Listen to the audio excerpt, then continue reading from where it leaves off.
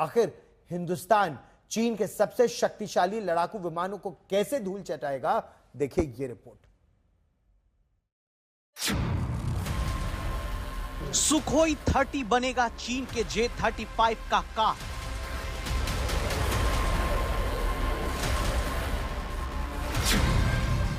Game changer तकनीक से Sukhoi 30 बनेगा सुपर सुखोई।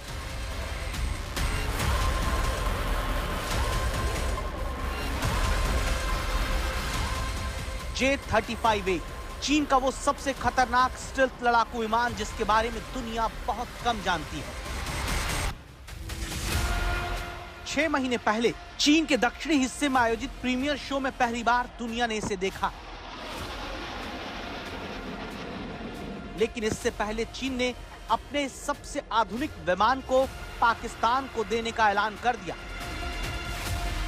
ऑपरेशन सिंदूर के बाद पाकिस्तान की कोशिश चीन के इस लड़ाकू विमान को जल्द से जल्द अपने पास लेने की है, जिसके बाद सवाल उठता है कि भारत की चीन के इस लड़ाकू विमान को लेकर क्या तैयारी है, क्योंकि भारत के पास इस वक्त जो फाइटर जेट हैं, वो चाहे राफेल हो या फिर सुखोई, वो 5वीं पीढ़ी के लड़ाकू विमान नहीं है। ऐसे में भारत पाकिस्तान का मुकाबला भविष्य में कैसे करेगा?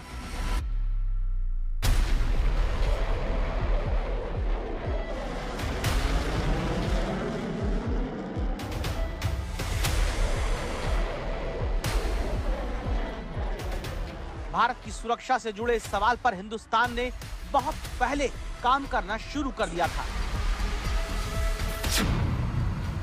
चीनी स्टेल्थ फाइटर जेट J-35A का मुकाबला करने के लिए भारत ने अपने सुखोई 30 MKI को विनाशक बनाने के लिए एक ऐसी स्वदेशी तकनीक खोज ली जिसमें भारत अपने सुखोई फाइटर जेट के जरिए चीन की 5वीं पीढ़ी के लड़ाकू विमान J-35A को धूल चटा सकता है। एक्सपर्ट्स का मानना है कि चीन चाहे जो कहे, J-35A पूरी तरह से स्टेल्थ फाइटर जेट नहीं, लेकिन रडार को चकमा देने के लिए उसमें कुछ टेक्नोलॉजी जरूर लगाई गई है, जिसे भारत का स्वदेशी विरूपाक्ष रडार आसानी से ट्रैक कर लेगा। वहीं मिसाइल से लैस advance Sukhoi Su-30 MKI fighter jet Pakistani fighter jet को ट्रैक कर लेगा, जिससे उसे मार गिराना काफी आसान होगा।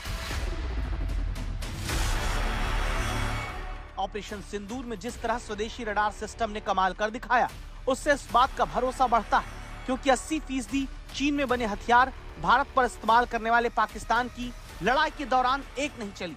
हमने रेगिस्तानों और पहाड़ों में अपनी क्षमता का शानदार प्रदर्शन किया और साथ ही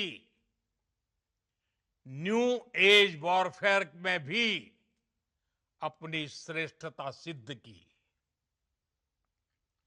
इस ऑपरेशन के दौरान हमारे मेड इन इंडिया हथियारों की प्रामाणिकता सिद्ध हुई।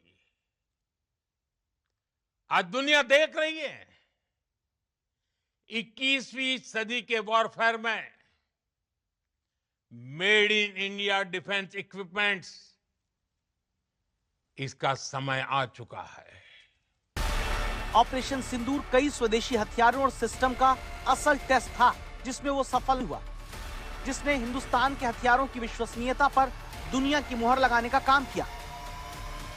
दुनिया ने देखा कि कैसे पाकिस्तान के ड्रोन्स, पाकिस्तान की मिसाइलें भारत के सामने तिनके की तरह बिखर गई। भारत के सशक्त एयर डिफेंस सिस्टम ने उन्हें आसमान में ही नष्ट कर दिया। चीन के हथियारों के साथ दिक्कत यह होती है कि उनकी जानकारी वो कभी किसी से साझा नहीं करता।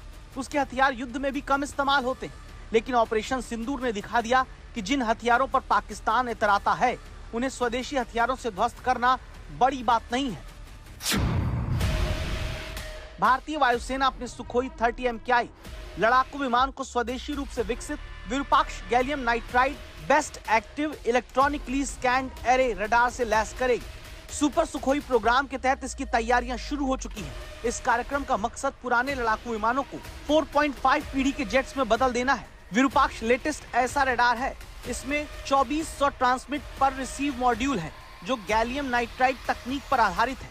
इस तकनीक की मदद से रडार लंबी दूरी के टारगेट को ट्रैक करने में भी सक्षम होगा।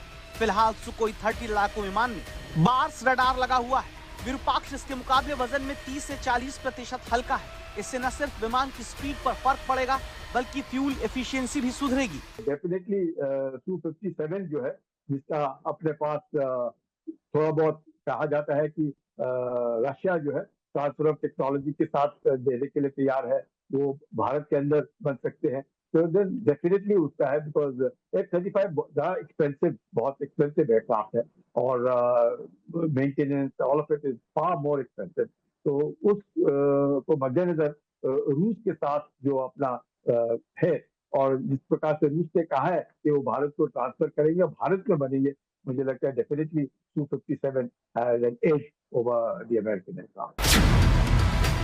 भारत का विरूपाक्ष रडार अपने टारगेट को 600 किलोमीटर की दूरी से पहचान लेता है। स्टेल्थ तकनीक वाले विमानों को भी 200 किलोमीटर की रेंज में ट्रैक कर लेता है। इसकी उन्नत इलेक्ट्रॉनिक स्कैनिंग और एंटी जैमिंग विशेषताएं इसे मिनी ऑक्स बनाती है।